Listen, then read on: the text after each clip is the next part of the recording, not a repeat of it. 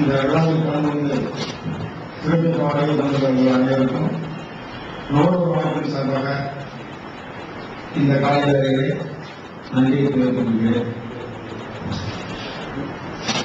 இந்த அளவுக்கு அடுத்த தலைமுறையினர் நம்ம நகை பற்றி சிந்தித்து நம் மக்களின் தேவைக்காக அடிப்படை வசதிக்காக பாத விருந்தினர் என்கிற இந்த அமைப்பை துவங்க உத்தேசித்துள்ளது பெருமகிழ்ச்சி அடைகிறோம்.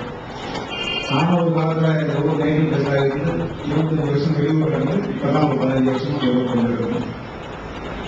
ஆனா இன்னைக்கு எந்த ஒரு வசதிகள், அதாவது அடிப்படை வசதி, முதல் குடிநீர், இந்த குடிநீர் வசதியும் பஸ் ஸ்டாண்ட் வசதி, இந்த மாதிரி அத்தியாவசியமான வசதிகளுக்காக ஏன் நம்ம ஒரு அமைப்பு உருவாக்கி போராடக்கூடாது அப்படிங்கும்போது அதுக்கு நான் சிட்டிகேஸ்வரர்களும் எங்கள் வழிகாட்டுதலாக இருந்து இந்த அமைப்பை நல்ல சிறப்பாக நடத்தி வரோம்.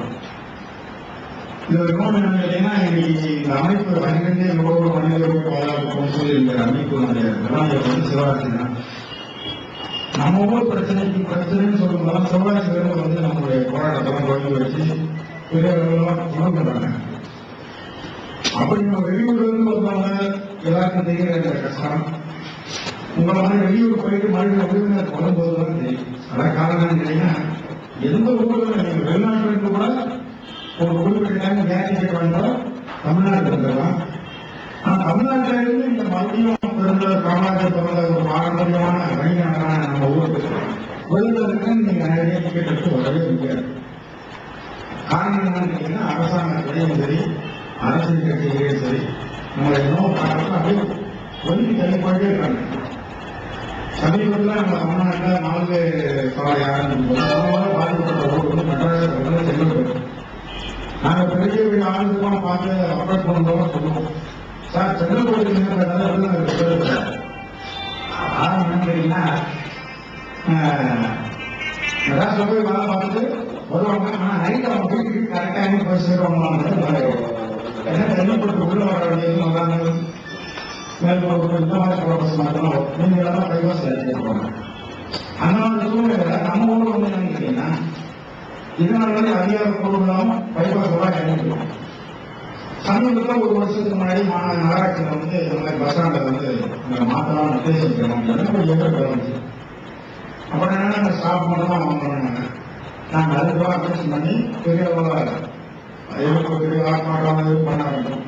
அப்போ அந்த பஸ் ஸ்டாண்ட் வந்து செயல்படுறோம். இதுக்கு வந்து எந்தெந்த முறை அதிகாரிகளுக்கு வந்து நாங்கள் எவ்வளவு அளவு கொடுக்கணுமோ அவ்வளவு அளவு கொடுத்தாரு. நம்ம வந்து ஊருக்கு எதிரியாகவோ ஒரு குறிப்பிட்ட சாராருக்கு சாதகமாகவோ இல்லை ஒரு ஜாதிக்கு சாதகமாகவோ நடக்கக்கூடிய அமைப்பு கிடையாது.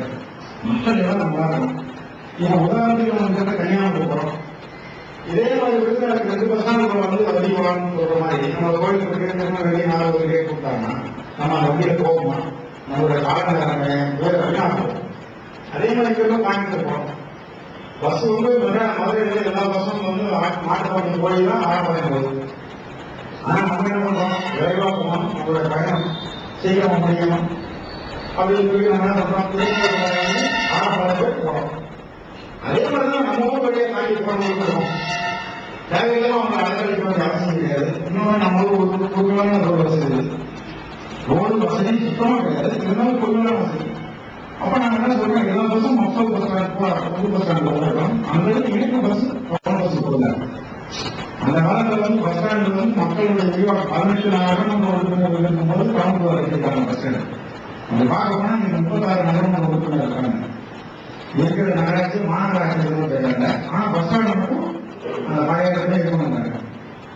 இப்படி இருந்தா ஊருக்குள்ள வர பஸ் வந்து ரொம்ப அவாய்ட் பண்றாங்க. இன்னொன்று என்னன்னா, நம்ம எவ்வளவுதான் அரசியல் நாகரிகம் தொழில முன்னேறினாலும் படிப்பாளர்கள் வேலை எவ்வளவு நம்ம மக்களுக்கு வந்து விழிப்புணர்வு ரொம்ப கம்மி. நான் அப்படியே வந்து கருணாநிதி ஏறினேன், அடுத்த ஆட்பாளத்தில் ஏறினேன், அப்புறம் சிவகாமிபுரத்தில் ஏறினேன், அப்புறம் ஈபிஆசியில் ஏறினேன், அப்புறம் புலவரத்தில் ஏறினேன். அதை பார்த்தீங்கன்னா கருத்து ஏறணும், அப்புறம் ரயில்வே காலேஜ் அப்புறம் பிஆர்சிங்கிறாங்க. அதாவது வெளியூர் பஸ் ஆப்ரேட்டர் போடுறாங்க. 9 ஸ்டாப். இந்த 9 ஸ்டாப் நம்ம போடணும். இந்த ஊர் வண்டிக்கே போறதை நம்ம அவாய்ட் பண்ணணும். 11 நெருக்கடியெல்லாம் கொடுத்து இப்போ வந்து வடக்கிலிருந்து போற பசங்க தெற்கிலிருந்து போற பசங்க மட்டும் புது பஸ் ஸ்டாண்டு வருது. அது கூட நம்ம கோர்ட்டினுடைய இதெல்லாம் எடுத்துக்கணும்.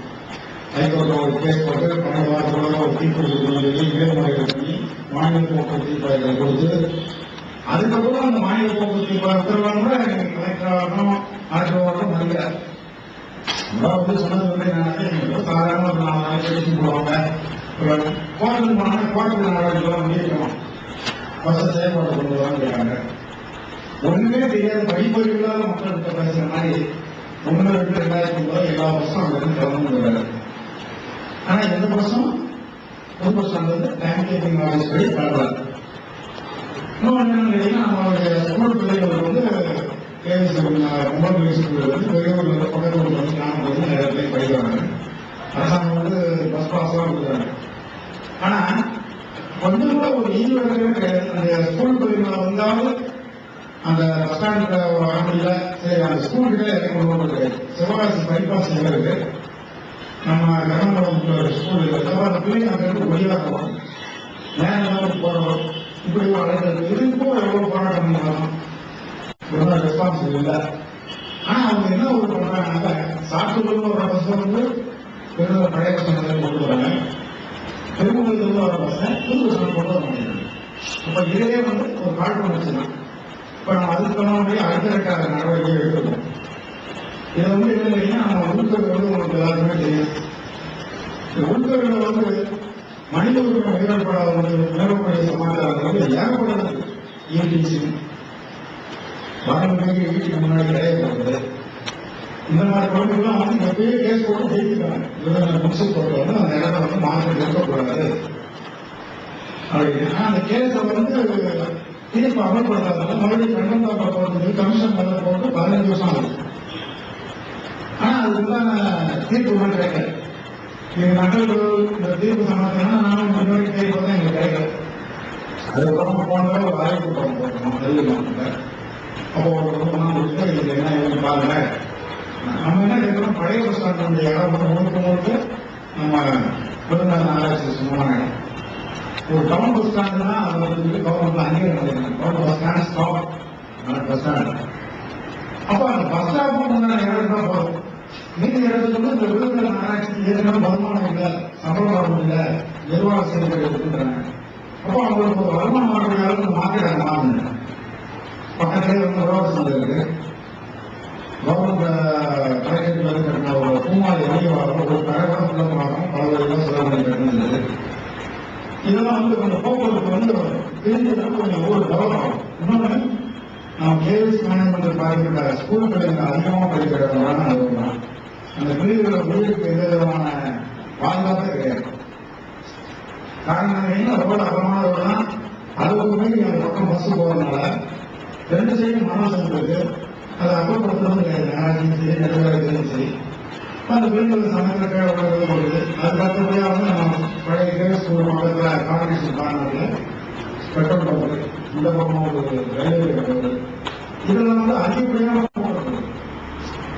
டிரான்ஸ்போர்ட் ஆஃபீஸில் போய் நம்ம தனிப்பட்ட முறையில் பேசும்போது ஒரே வார்த்தை சொல்றாங்க, சார் இது மாதிரி ஒரு ஊர் 2 பஸ் ஸ்டாண்ட் தான் ஆகக்கூடாது, ஒரு பஸ் ஸ்டாண்ட் சொல்றேன் ஏற்பாடு பண்ணுங்க, நாங்கள் வரோம்.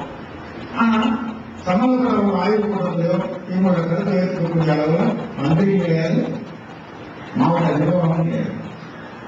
இப்ப இந்த மாதிரி இதெல்லாம் வந்து நம்ம வந்து ஒரு ரைட்டில் ஒரு போராட்டம் அடுத்தடுத்து பெட்டிஷன் இப்ப என்னோட அமைப்பு முடியாமல் கேட்டீங்கன்னா, இது வரைக்கும் ஜனாதிபதி அப்துல் கலாமுடைய அவரோட மூலப்பட்ட தகவல் உரிமை சட்டத்தின் போட்டு 3 பெட்டிஷன் போடப்பட்டு இது வந்து என்ன கால நேரம் ஒப்படாகும். பினான்சியலா ஒரு செலவாகும். என்னன்னா மனு போல சொல்றாங்க, அதை வாங்கி அதை மறுபடியும் முதலுக்காக கொடுத்து மீடியாவும் கொஞ்சம் சப்போர்ட் பண்ணாங்க. ஆனா இப்ப என்னன்னு கேட்டீங்கன்னாக்கா, இந்த அமைப்புக்கு பக்கபலமாக இருக்கிற யார் பெருநகர் நகரம்